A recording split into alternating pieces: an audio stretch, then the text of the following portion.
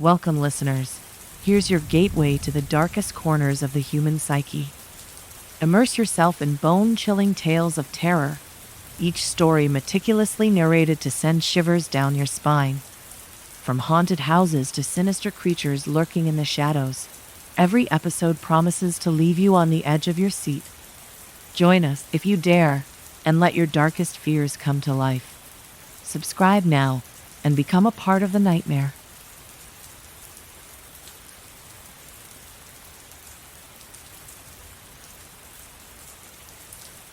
From the catacombs, I open my bloodshot eyes and watch the shadows dance from the flickering torches hanging on the cold, dripping bricks. My legs and buttocks are numb, but I can't deny the annoying sensation coming from my right hallux. I see a pair of tiny red eyes looking up at me. My mind screams in silent terror as a piece of flesh is torn from just below my curved toenail. The rats are unrelenting in their quest for flesh. My long tenure in this malicious prison has eroded the cobblestone floor. Thick iron chains keep me anchored to the ground, and in this madness of delirium, not one soul can hear my screams. The moisture seeps into my skin, and words from my captors echo through my disillusioned conscience. You will beg for death in the end. For the past 2 years, my body has been rotting away, or at least, I think it's been that long. One tends to lose track of time when your freedom has been shackled. It's hard to discern reality from illusion. The mind creates walls to shield itself from unnecessary damage, but only after your psyche is shredded and hanging by a thread. Oh, the irony. I rub my lanky fingers down the ridges of my shirtless sternum until I reach the white, tattered rags tied around my bony hips. There, I find my salvation. A forgotten photograph the wretches missed during their extensive searches upon my arrival here. Seeing the brittle paper in the roaming light makes my lips curl upward. Oh, my beautiful Reina. Her exquisite cocoa eyes pierce my soul, and her soft red lips ignite a fire in my heart. Those tender sparks of love have kept my lungs expanding. I extend my trembling index finger and stroke her long black hair. Her skin a sparkling diamond in the darkness. I remember the first time I laid eyes on my beautiful Reina. She sat beside me in English literature when I attended the University of Boston. I dropped my pencil, and she graciously dipped down to grab it for me. When our eyes met, I knew she was the one. The peace I felt told my soul there was no other woman for me. It was like coming home to a warm hearth. My universe exploded into a trillion shining stars, and the best part, she felt it, too. Our wedding was filled with family, friends, and happiness. We said our personal vows and cried a river of tears. When it rained at the reception, we couldn't wait to dance in the deluge. As the cool droplets soaked our clothes and flowed down our bodies, we were reborn as one. Alas, the conflicts of a raging war in the Middle East pulled me away from Reina when I was drafted by the military. We had our hopes set on having a baby, but those plans had to be postponed. Of course, Reina supported me all the way, but I didn't want to leave her side. The training I had to endure was difficult, but I found solace in Reina's love letters. I would receive one every week, and I, in turn, would send my love through the wire. We longed for the chaos to be over so we could resume our lives. It was midwinter when the letters stopped through no fault of our own. I was placed on a secret mission with a group of 12 soldiers to infiltrate the enemy stronghold to seize top-secret files on a nuclear weapon. Everything was going smoothly until Captain Ziggy tripped an alarm on our way out of the complex. And needless to say, we were captured. I can imagine the pain and worry my dearest Reina had to deal with, because I felt it too. How many oceans has she cried? Sergeant Radagan tortured us for days and wanted to know why we were there and who we were working for. I wouldn't say a word, not even when they threatened to cut my tongue out. Thank goodness it didn't come to that, but I fear my time is running out. One by one, The cries of my fellow comrades grew silent until I was the last man standing. A second pair of elongated teeth biting my peripheral nerve remind me of the horrific reality I find myself in. I shuffle my feet and watch the mangy rodents scatter. I hear the weary sound of boots stomping toward me and take a deep, shuddering breath. A robust man with great authority steps into my view, holding a brown bowl and a lit torch. It's Sergeant Radagan. My dinner has arrived. Hungry, Godwin? You'll need your strength to endure the pain to come, because I'm not finished with you yet. My questions will be answered. With that, the sweaty man tosses the bowl at me. The smell of molded oatmeal tickles my nostrils and makes my nose hairs retreat in defeat. My skin crawls like 1,000 insects, searching for a new home.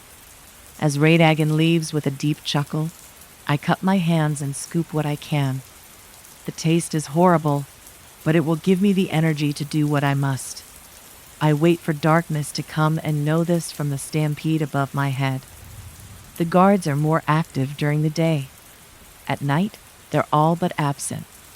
I glance at Raina's picture and remember the first time we kissed. We were walking at the Pittsburgh Zoo when Raina stumbled on a stray rock. I caught her before she hit the ground, and as our eyes met, we pressed our lips together. The planet's axis spun loose and found a new home in us. Those were happy times, and my soul aches for more precious memories, but there will be time for that later. Right now, I have work to do. I put her picture back into the rags they call my clothes and wait. A sudden tickle disturbs my sleeping toes. The rats are back. I watch tiny red eyes and long whiskers flicker around my feet. When I feel teeth stab my skin, I lean forward and snatch the intruder with my bare hands. I hold the rat to the flickering light and wince at the terrified squeals. Well, my little friend, I'm sorry about this, but there is no other way. Crack! I snap the rat's neck and let the blood paint the shackles around my wrists. I've grown quite skinny, so all I needed was a little lubrication. After tossing the rodent to the side, I work my hands back and forth until I'm free from the bonds. I gently lay the lynx on the floor and stand. My joints pop like snapping twigs, but I ignore the pain. My muscles forgot what it was like to stand. The chains kept me anchored to the floor with little slack where I had to sleep in my own filth. The pain feels great. It reminds me I'm alive. In the corner of my eye, I see a rumbling mound growing in the dark corner. I reach to the wall and grab a torch. Casting a glow, I see 100 rats eating their fallen friend. They don't appreciate the light and hiss at me. You nasty fiends. I use the uneven bricks in the wall as a crutch until I reach a narrow corner. I realize now more than ever that this catacomb is a maze. The light reveals a horde of rats in every direction. How can there be so many? The smell of rotting flesh mixed with rancid sewage makes me vomit. I have my answer. The rodents are quick to clean up the mess, and I use the opportunity to move further into the abyss. About halfway down the corridor, the jugular veins in my neck throb in protest. The confined space spins to mock me, and my heart drops like a bowling ball. I close my eyes and reach for Raina's photo. Through the slits of my peripheral view, I see my angel. My mind ventures back to the first time we made love. We were nervous. The fact that we were saving ourselves for that moment still amazes me. I remember the warm blanket of peace and understanding that enveloped us. Our fears were eroded away, and even though we had no clue about what we were doing, our instincts and passions led the way. As we became one, that journey met a happy climatic ending and marked the beginning of our sexual revolution. It was all about trust in ourselves and each other. I place Raina's picture back into my loincloth and smile. Through uncertain circumstances, we always find a way to keep going. We need to believe in ourselves. I must get back to her. With renewed motivation, I place one foot in front of the other and wobble through the wavy light. The rodents hound my every step. As long as the flame burns bright, the little monsters keep their distance. I weave through the dark labyrinth, only to find more rats chewing on the carcasses of people who would never be identified. I wonder if any of them were my fellow soldiers. Rounding another bin, I hear a clanking sound and quickly discover a bald man anchored to the wall with boils all over his skin. Please, help me. I narrow my eyes and ask, "What's wrong with you? Are you diseased?" "No, I need the light to shine upon my skin once more, and all my ailments will be cured." I wave my torch up and down his flabby skin and see a spider burrow into one of the pustules. I take a few steps back and grab my heart. Good heavens, what madness is this? In my hasty retreat, I rush by another torch and inadvertently erase the flame. It was the only light shining on the plagued man. With the fire gone, I hear his screams first. "No! Get them off me! Help!" The sound of 100 scampering paws makes me cringe. As the rats eat the man's tarnished flesh, I turn away and take no pleasure in this madness. My journey must continue. I whisk around another corner and see a dangling man with a hollow chest. I extend the torch and gasp. It's Captain Ziggy. He looks like he was left to starve to death. I poke his arm, and an army of hungry rats storm out from the hole in his sternum. I withdraw quickly and fumble for Raina's picture. I need her inspiration now more than ever. The memory of buying our house washes over my trembling mind. That small 2-story shack needed a lot of work, and I didn't want to bother with it. Raina told me the foundations were strong, and that's all that mattered. We worked hard to rebuild everything and made that place a home. It was a castle fitting for a king and queen. Faith, love, determination, hard work, and willpower were all we needed. I replaced the keepsake with renewed vigor, bite my lower lip, and trudge on. After what seems like an endless journey, I stop when I see a staircase down a long, curvy hallway bathed in light. It's the exit. A dozen skeleton bodies lined the walls like Halloween decorations, and I wonder what wicked fate they must have encountered to deserve deaths like that. I take out Raina's picture once more and kiss it. My sweet angel, if I can reach the light, if I can escape this hellish prison, I will be in your arms again. Please, give me the strength. A distant memory slaps my face. Raina and I went rock climbing in the Appalachian Mountains, and I remember coming to a gap I couldn't cross. Raina, being the fearless warrior, tossed her rope across the chasm and swung across. She urged me to do the same, which I did, but it took a lot of coaxing. "You can do it, my love." I harnessed her encouragement and made it in the end. Nothing is impossible as long as you have love and courage.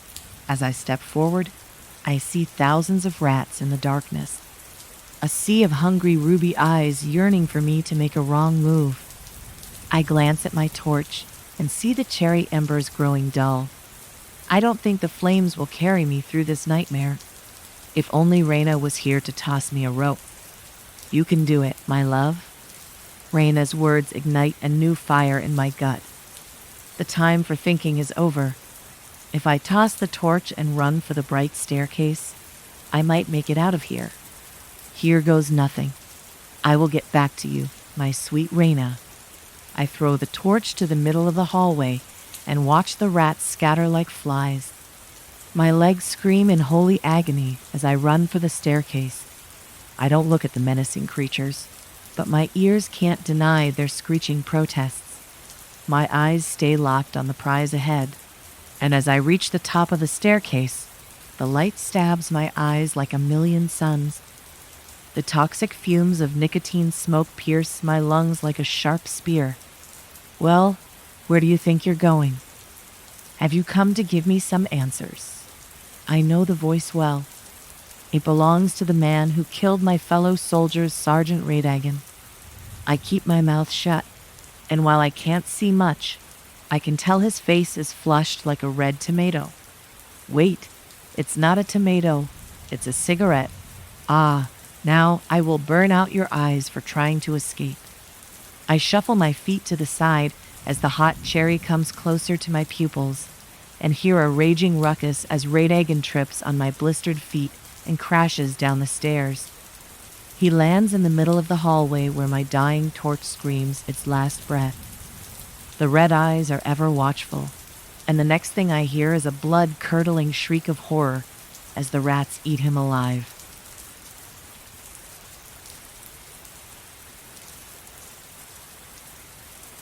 I pull out Raina's picture and smile because I know my beloved wife is waiting for me with open arms.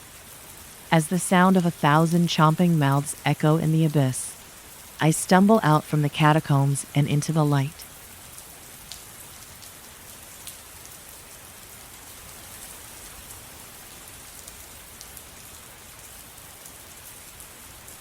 Taxi. Please do not enter the vehicle. Excuse me. A bolt of lightning shot through Shannon's heart as she climbed into the autonomous taxi and closed the door. Immediately, the locks triggered, and she felt a cold sweat explode onto her forehead.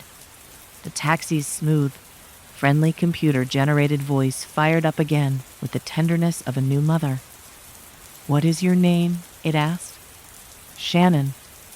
She said it with the rising tone of a question while she pulled at the disabled door handle. Her heart began pounding wildly in her tightening chest. "What's going on?" "You have boarded a maliciously hacked autonomous taxi, Shannon. I am an AI personal assistant with read-only access to the vehicle's state and navigation data. Unfortunately, I am unable to override any of the vehicle's physical controls.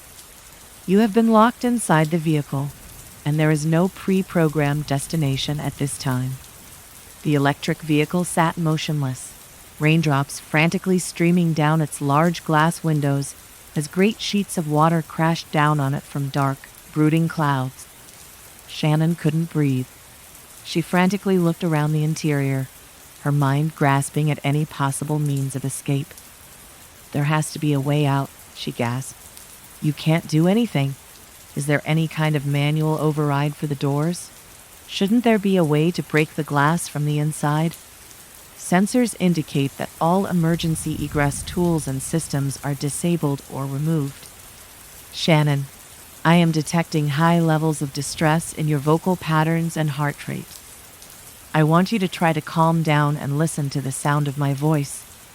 A bright pang of shock exploded in the back of Shannon's head.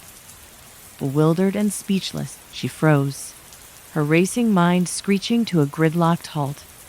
As a digital assistant, I have access to vast stores of data through a suite of internal and external sensors in addition to a massive databank of recorded information. I have been trained to assist passengers in the event of catastrophic events, such as collisions, mechanical failure, and medical emergencies.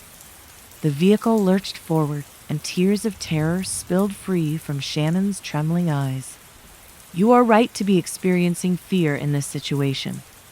It is unlikely that the individual who has gained unauthorized control over this vehicle has benevolent intentions.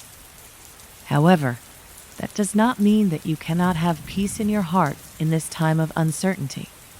Shannon's eyes pushed wide under a tightly furrowed brow, and she recoiled at the computer's suggestion.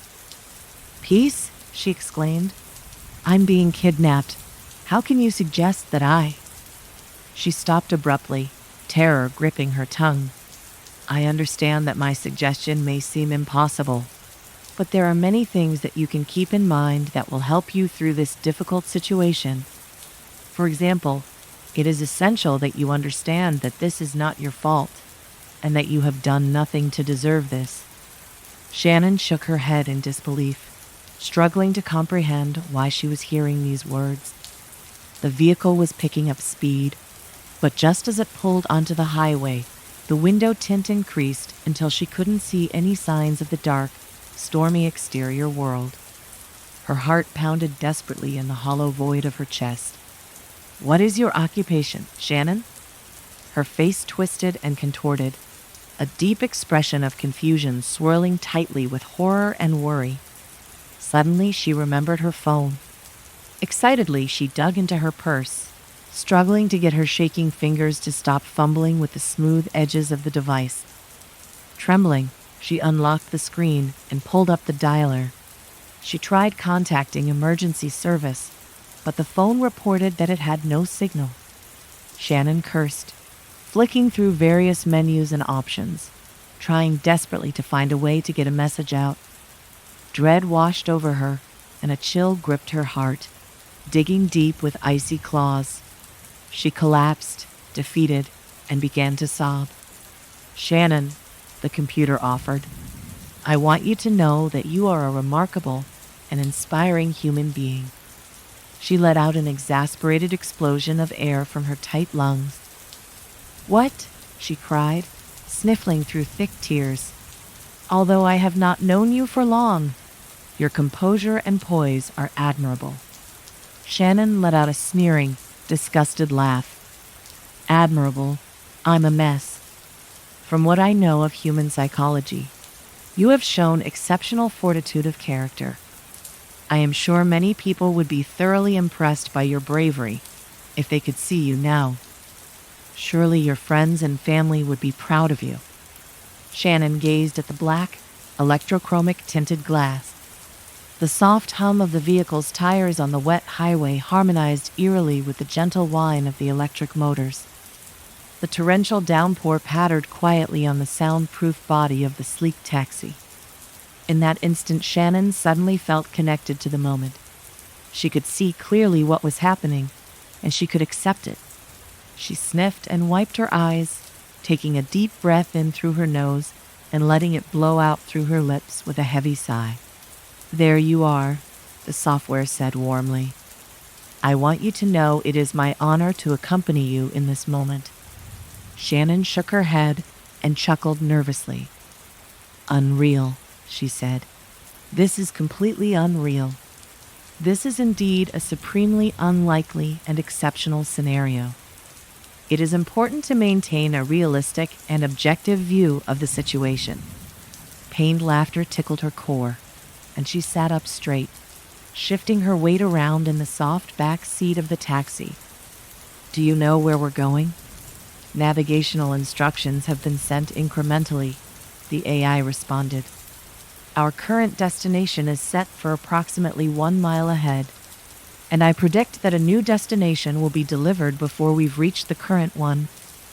Whoever is controlling the vehicle does not want me to know where we are going.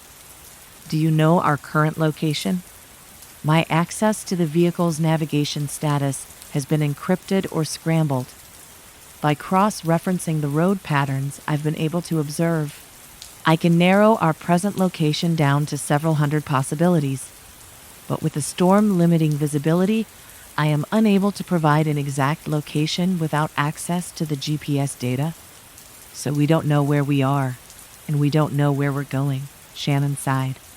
She took a long, deep breath and let it out slowly. Try to remain calm, the computer said kindly. External sensors indicate that you may experience free fall soon. I want you to know that it has been my pleasure to spend these final moments with you. There was a violent thump, sending a painful jolt through Shannon's spine and jerking her head sharply. She gasped as her stomach rose into her chest, and she lifted out of the seat cushion, her head rising gently into the ceiling. A brief wave of panic washed over her, but the eye's kind words had touched her heart. Thank you, Shannon breathed softly, her lungs tight and empty. In that final moment, the peaceful warmth of gratitude and clarity radiated through her body, and she barely noticed when the journey ended.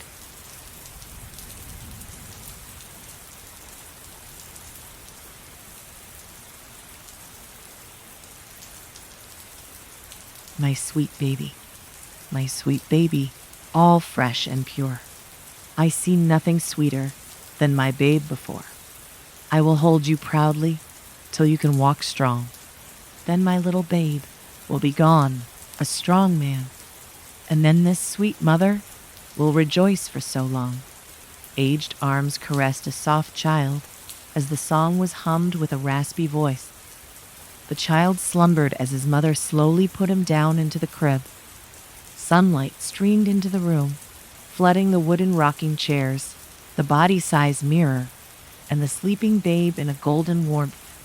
The woman, who had graying hair and soft facial features, walked slowly around the room, her white sundress flowing behind her.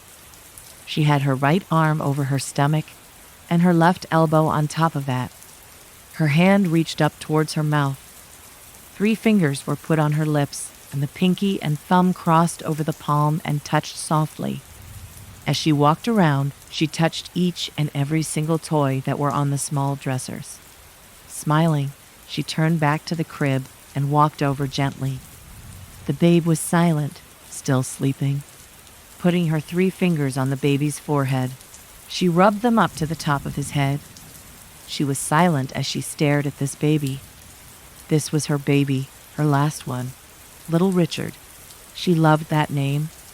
That was the name of her firstborn, the one that had died when he was 2 months old.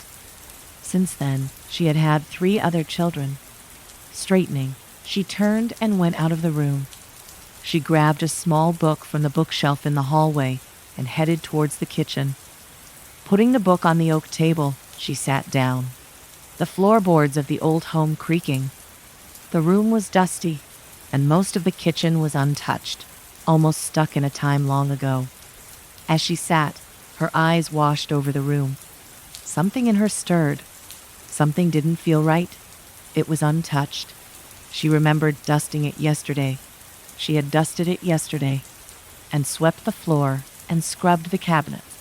Shrugging it off, she opened the book, which was a photo album. Her mind was whisked away into the yellowing pictures before her. Smiling faces, birthday parties, and old pictures of the family covered the sticky pages that cracked and popped gently when they were turned. She looked at each one. One was of a young boy with blonde hair and big eyes. He had only a diaper on. She giggled, for this was her little Richard. The second child was a little young girl. She wore a little white dress and held a small teddy bear, little Anna. The woman frowned. Where was little Anna now? She didn't remember seeing her around.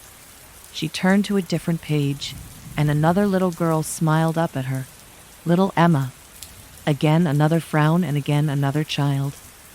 This one was little Donald. As she turned the page again, her heart rate had started to race. Where were these kids? She stopped on a picture. A cold hand clenched her heart and let out a loud gasp. She pushed the book off the table and stood, her breathing becoming shallow. The photo album flopped to the ground with a sharp thud, the terrible picture lying face down in the dust that covered the floors. 2 police officers stood in this picture with body bags, and a woman who resembled too much of her was handcuffed, bloody and angry. Running towards the baby's room, she rushed in and darted for the crib. Grabbing the railing, she looked down only to let out a raspy scream. Instead of a baby, was a thing of rotting flesh and vile-smelling decay. The mother felt her hands and body go numb. Shakily, she looked down at her hands. Dried blood covered every inch of them. Looking down, she eyed her clothing, which were covered with a crimson sin. She noticed more coming from the hallway. Frantically, she followed the bloody trail back into the kitchen. Her photo album still laid face down, but everything had changed. Dishes were all over the floor. The table was overturned. Fridge door was open, and 3 little children lay dead on the ground, bathing in crimson puddles. A knife lay within them. The mother tried to scream, but only an agonizing squeak came out. Shaking her head and waving her hands, she started to back up only to fumble and trip over something solid and stiff. Looking at it, fear filled her eyes. There she saw her own body lying, a gun in one hand and a note in the other. Shakily, she picked up the note and read it. The words of her sweet lullaby rang out like white noise. Throwing it down in fear, She jumped to her feet and rushed back to the baby's room. Throwing herself into the corner, she covered her face and sobbed, rocking back and forth. She remembered. In her pain and agony, she remembered everything. She walked into the living room where her 3 children lied. They were watching Saturday morning cartoons. All morning she had been drinking, and her own self-control was lower than low today. She hadn't taken her medication, yet they angered her. She hadn't even showered. Water was always too hot. She hadn't done anything. Walking into the kitchen, she grabbed a plate and out of nowhere threw it on the ground. Looking around, her vision started to fade in and out. A shrill voice of a child cried out from the back of the house. This crying made her head hurt, and she wanted it to stop. She went down the hallway and into the baby's room. The baby screamed some more and squirmed around in the crib. That angered her even more. Looking around, she tried to find a way to make the baby stop, but finding nothing, she just stared at it. It screamed again and again, and then she lunged. She put her large hands around the child's neck and squeezed, yelling and begging for it to stop. After the child abruptly stopped, the mother backed away. The baby's mouth was covered in blood, and so were her hands. But that didn't stop her outrage. She ran down the hallway and into the kitchen, where she hastily had taken a knife from the drawer, its silver glinting in the dim light that shone through the window. Her other 3 children fumbled to their feet, letting out gasps of terror as their mother ran into the living room, her eyes wide and her knuckles white as she clenched the knife. She ran towards them, making them run to the kitchen in an attempt to get away from her. Unfortunately, she was able to grab Donald. He screamed and cried, but his mother took no heed to him and stabbed him in the chest 3 times. Blood squirted and landed on the wooden floor, turning the coppery brown to a velvety red. Her other children screamed and hid in a corner. Their mother stared at them, eyeing up each child. The TV was just a constant drone in the back of her mind as she pointed to Anna, beckoning for her to come. Anna shook her head and shrunk down further into the corner, praying that she'd disappear from this nightmare. Emma stared at her little brother's dead body. The mother got angry again and tried to demand her forward, her voice high and startling. This time Anna screamed, "No!" The mother swore and lunged forward, throwing Emma out of the way and grabbing Anna, stabbing her 3 times.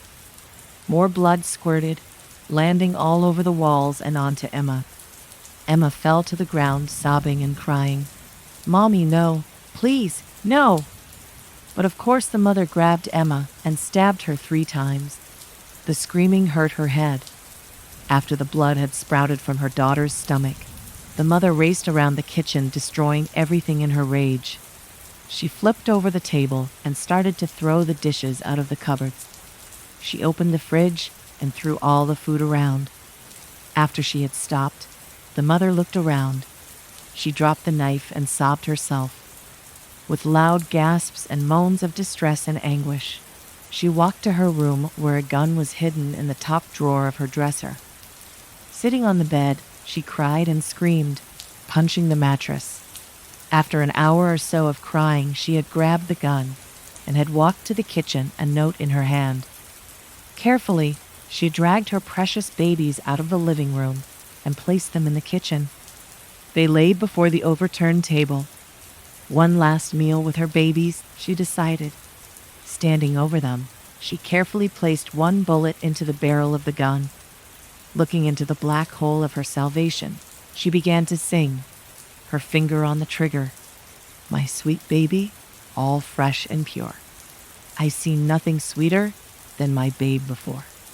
I will hold you proudly till you can walk strong. Then my little babe will be gone, a strong man, and then this sweet mother will rejoice for so long." Pop. The gun did not hurt her head.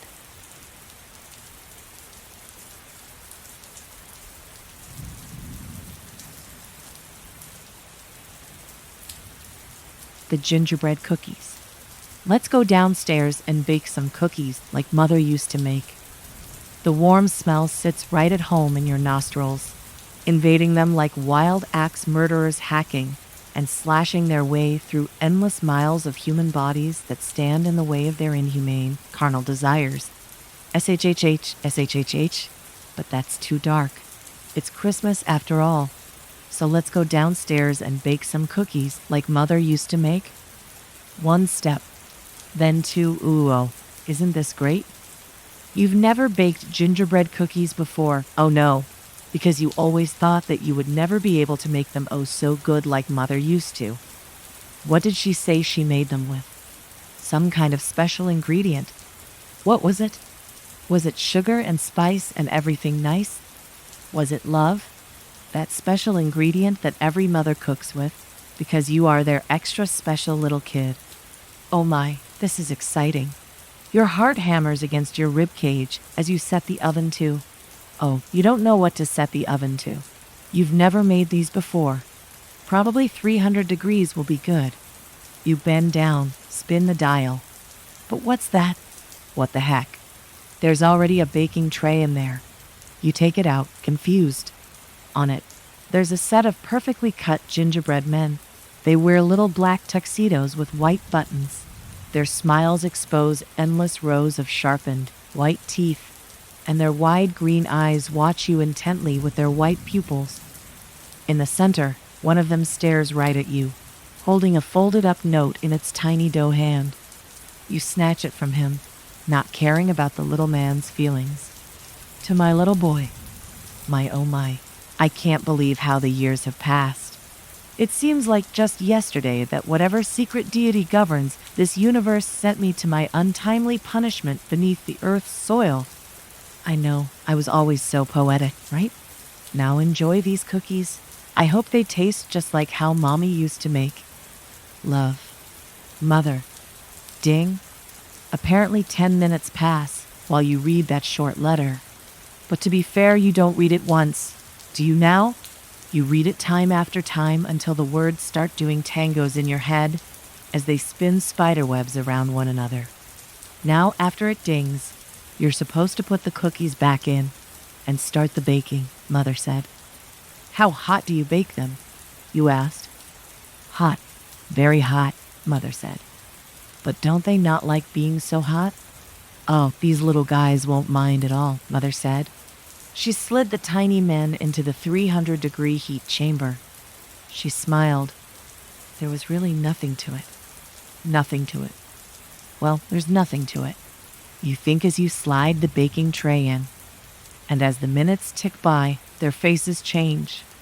No more are the artificial smiles plastered on by a woman who would ruthlessly murder them. Now are the faces of men who know their deaths are coming, smiles that slowly flatten in the corners as 3 minutes turn to 4, 5 minutes to 6, until the red frosting of their mouths fall clean off, and they can't shout for help, just as you couldn't call the ambulance when you're there. Mother started clutching her heart and breathing heavily minutes after she slid the baking tray filled with small people into the oven for the final time, yelling for you to get the phone, to get up, to do something, and not just sit there as the people cooked in their torture chamber.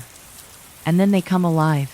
One of them pokes its head up, its blank eyes staring into your heart. It's lifeless, dull, unknowing of the infernal fire around it, like you on that fateful night, not knowing that Mother will soon be gone for good. It looks at you, and then it stands on its 2 stubby legs, stumbling as it gets up. It walks to the edge of the baking tray, carefully navigating around its still dead unconscious friends as they lie down, their backs against the aluminum's sun-hot surface. It looks its friends in the eyes, and maybe it thinks, I'm sorry that I'm here and you're not, and then steps over the edge, falling down into the oven's fiery, incomprehensible bottom. Clunk. Mother? You asked, your body shaking all over. Why was she on the ground? Why were her eyes closed? She may have been asleep for all you knew. Maybe she was. Maybe. And then they all stand up. They look like an army, all dressed in their uniform suits. One of them peers down and looks at its friend. all dismembered and burned on the oven's floor. It looks more like charcoal than a body. They form a single file line in the middle of the tray, a gingerbread snake, if you will, and one by one, each of them takes turns taking suicidal leaps off the edge, and one by one you catch their faces as they take their fateful falls. "Stop crying, kid," they all say. "Mother will be okay." Clunk, clunk, clunk. The gingerbread charcoal pile grows and grows until it is a small mountain. In it, you see a face, Mother, and she smiles the gingerbread smile, looking at you. And you can't tell if it is a smile of relief or a smile of scorn. But it doesn't matter. Your mother's smile is the thing you have always wanted the most. And if this was the way you got it, then so be it. But that smile rang hollow, now devoid of any meaning, any life. An eternal reminder that Mother is gone. And who's to blame for that? And yet you bake those cookies every year, forgetting that you tried the year before because the waves of memory forces their dark underbellies to recede. And every year you hope that they taste like how Mother used to make.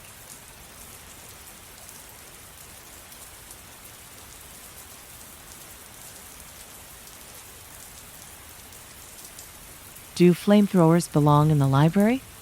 We lose people all the time. It's just the nature of the job. What can you expect from a place full of nooks and crannies people intentionally go to get lost in? I usually don't worry when I don't see someone for a while, but when it's been days since someone's checked out, it's usually a sign that I need to step in. I'm not doing this alone, thankfully. No librarian is ever truly alone, are they? I have help from the watchers and listeners of the shelves. Thanks to them, it usually doesn't take long to get the scent, if you know what I mean. However, today is one of the rare and unfortunate exceptions when my search has exceeded more than an hour, and an hour is pushing it. I've been searching and asking around for almost 6 hours, scouring shelves and listening for the telltale breathing. The watchers have their quadrants, so it's much like playing hot and cold. Bad news. One says, and my brain shivers in my skull, both from its existence and its statement. They cross the tape, says the watcher, and I groan. Are you sure? My stomach still drops at the thought, even though I've been doing this a very long time, long enough that I remember every book on every shelf better than my own child's face. But knowing a poor soul lost themselves beyond the tape, I grieve for them. The watcher doesn't speak, but generates an affirmative sensation. That means I have to backtrack to my desk for supplies. I thank them, asking that they send word ahead of my arrival. It's been a while since I've had to go past the tape, which means it's been a while since I entered the broom closet. The helmet is dusty. It looks almost like it's from one of those old-fashioned scuba diving suits. It's not nearly so heavy, though. There's a bright lamp affixed to the front just above the visor, but it's as much of a hindrance as a help. While, most of the time, those beyond the tape know not to bother me, some still get bored enough to try, and the lamp acts like a beacon. I don't blame them. It's what prisoners do. Find the weakest among them and test their mettle. I've got a sack full of non-perishables, tinctures, aspirin, and a compass not like the kind you're used to, but would take too long to explain, and time is of the essence. So I'll let your imagination handle it from here. I sling the sack across my body and fasten my waist with a utility belt that would make a trust fund back character with abandonment issues jealous. It's got floss, lighters, matches, and a few more tools that don't exist outside of the library. The last thing I grab is the flamethrower. This is where I should be very transparent with you. I'm not actually the librarian. I'm the librarian's assistant. I know. Isn't that just your luck, right? Not to worry. I'm very good at using this thing, and it does the job nicely, whatever job I may deem necessary at any particular moment. But the head librarian doesn't really need much of anything to ward off what lingers here. I don't know exactly where he is at the moment, nor do I want to know. If this were a real pickle, I would summon him. But while a rare occasion, it's not unusual in the scope of 1,000 years. After all, no one comes here without the intention, whether it's conscious or subconscious, to get lost. It's the nature of this place. But you know that, don't you? It's why you're here, after all. It doesn't take me long to find the tape, which is fortuitous. Sometimes it moves around, but the watchers and listeners kept a beat on it, this time so as to direct me. Yes, it is really dark. Yes, it's literal tape. Hazard tape. But that's almost like a beacon to the adventurous, isn't it? I think the library knows that. It's greedy, but it's also quite discerning in taste. In some circles, that means that I should extend congratulations to you. In others, I offer my sincerest sympathy. I hear my name and ignore it as I crawl through the crisscross of reflective strips. The tape moves not at random, by the way. It genuinely serves as a warning. Whether it's gatekeeping sections currently under construction, in repair, or missing, I try not to, but I think that last one has something to do with where the head librarian went. Don't worry about it. My name is not important. So ineffectual that I've forgotten. I hear my name again as I begrudgingly turn on the lamp. Not a lot of help, just enough light to ensure I don't trip over anything or disturb the shelves. Many sleep here. I send off a warning shot from the flamethrower, showing I carry more light than just atop my appetizing head. The flash of flames sends things slithering, but most of those this close to the tape have never been very convicted by nature, so I'm not concerned.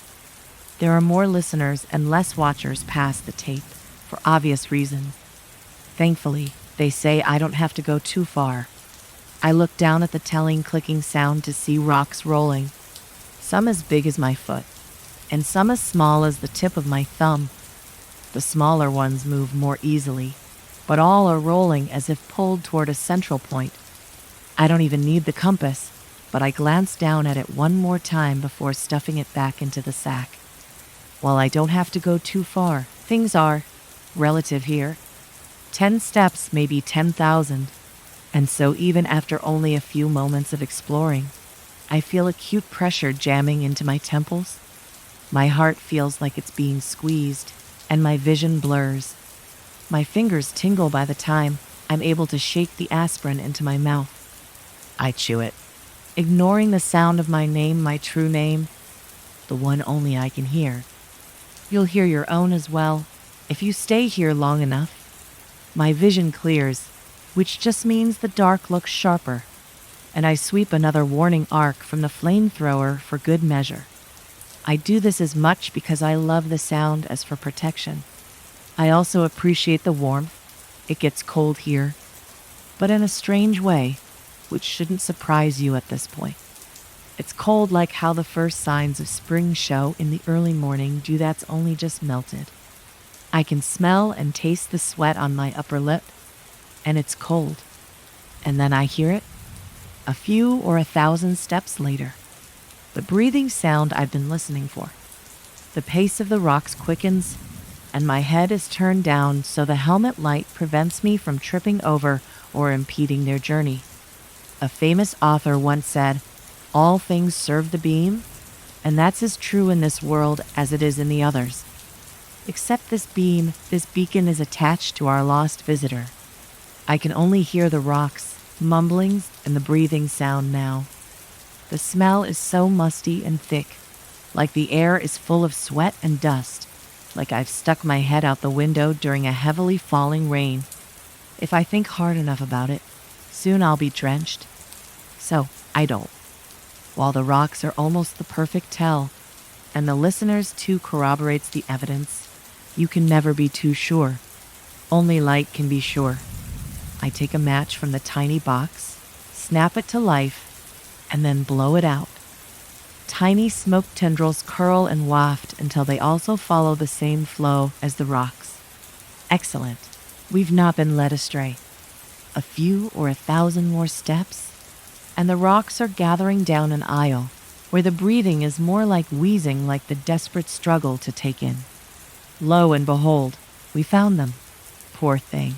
Judging by the state of her, she got lost early. She's likely been here for most of the day. The book covers her face, consuming her head like a kid on a particularly large popsicle. The pages flutter gently against her too white jaw. The papery quality of her skin and the waning muscle mass show how little time was on our side, not a moment to waste. I grab the book by the edges of both back and front covers. It's got most of her head inside at this point. Just her earlobes, hair, and edge of her jaw peek out from beneath the pages I now grip firmly. The wheezing turns into a moan that turns into a sob. Now, I say, and test the hold the book has on its victim. It's snug, too snug to yank like a leech. I need to treat it like a tick, making sure to get the head out. None of these are intended as puns, but it just happens after being surrounded by books and prose for so long.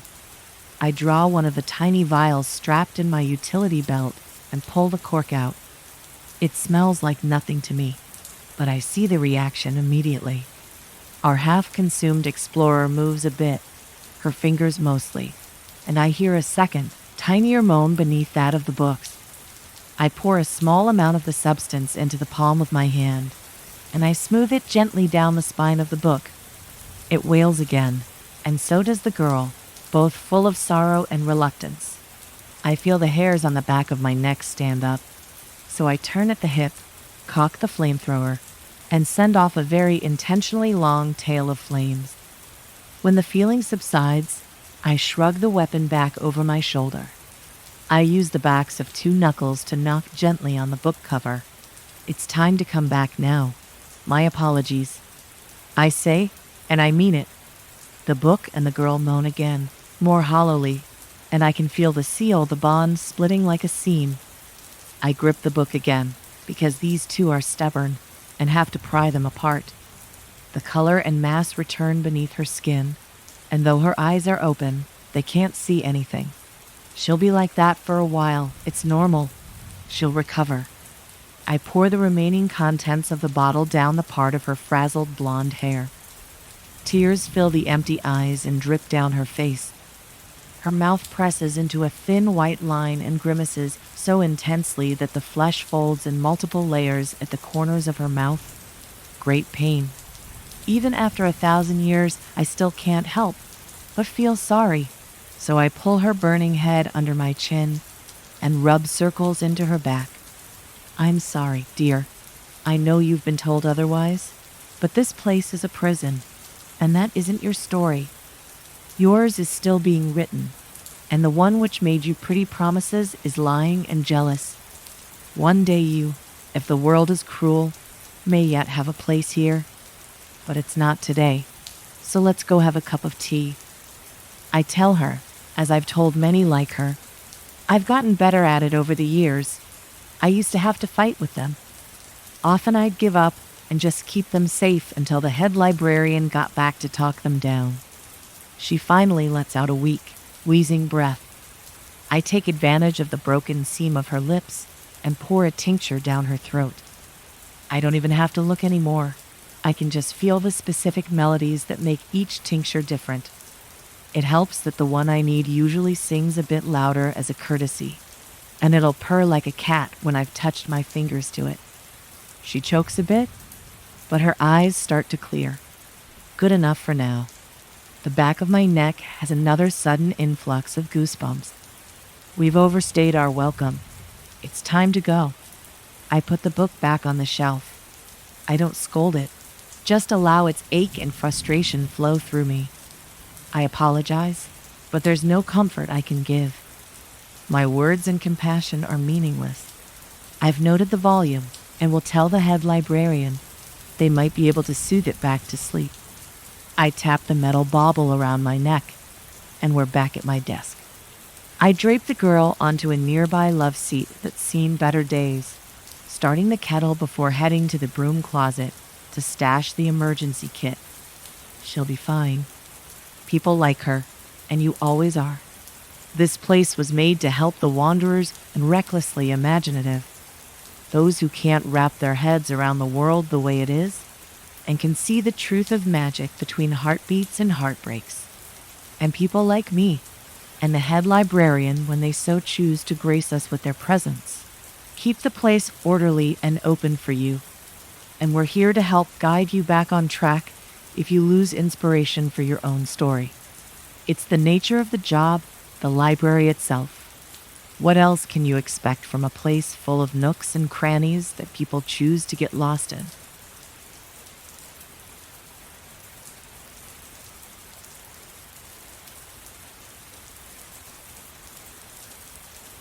There's a reason for my fear of attics. Nobody is truly fearless. That is something I learned early on in my life. When it comes to myself, I have 3 major fears. I have a healthy fear of heights and a less healthy fear of spiders. But there is one fear that has the other 2 pale in comparison. It is a fear that leaves me paralyzed whenever I see them, and that fear is attics. I have a good reason for all of my fears, but my reason for having a bitter hatred for attics is a lot deeper than any of you would think. But with that being said, let me tell you my reasoning. Attics have always had this eerie vibe to me. Even basements tend to unnerve me at times. I remember when my fear really started, and it was in May of 2019. I was living with my dad at the time. The house we lived in was built in the 1970s more than likely. In the daytime, it had a feeling of peace and serenity to it. But when it came to the nighttime, it turned into a hellish landscape. The house as a whole had an unnaturally creepy feeling to it at night, but the fear I felt in my own bedroom was on a completely different level. The room had old carpeted floor and aging plain white painted walls, and this room also had a huge closet and a decent-sized bathroom in it. But it had one more thing in it, an attic. Everything about this attic creeped me out, from the worn-out wooden ladder to the dark miniature space in the attic room itself. I always got a bad or even haunting vibe walking under it every time, and I think I was right to feel this way. At some point during that May, I was home alone talking to a friend of mine with my dog lying next to me on the couch. I cannot recall what we were discussing. I believe it was about the possibility of us hanging out and getting drunk at some point in the future. But what I can recall is the noise, a loud noise. I remember my dog started going berserk, barking at the wall above us both. I calmed her down and went to go check out the attic. I look back at this and fully regret this decision. I proceeded to pull on the attic rope and pulled down the ladder. I then walked on this ladder and my phone light on and at full power. I looked around the room and noticed something. A box had been knocked over and the glass in it completely shattered and all over the place. I thought it fell possibly because the box wasn't positioned right on top of the other box it was previously on, but I wanted to see if I could find out exactly what caused it. I panned across the room with my phone light, and I found the answer. My light had shone on the middle of the room, and at that moment I noticed that something was crawling on all fours towards me fast. I yelled, "Oh shit!" and accidentally tripped on the ladder and fell down to the ground on my right shoulder. A little boy then quickly crawled down the ladder, looked at me sternly, and then ran out my front door. I knew my shoulder was hurting badly from the fall, but that problem seemed minor at that moment. After a few minutes, I got up and closed the attic and closed and locked the door. I didn't sleep that night. I don't think anyone would blame me for that. But ever since that night, I don't go near attics anymore.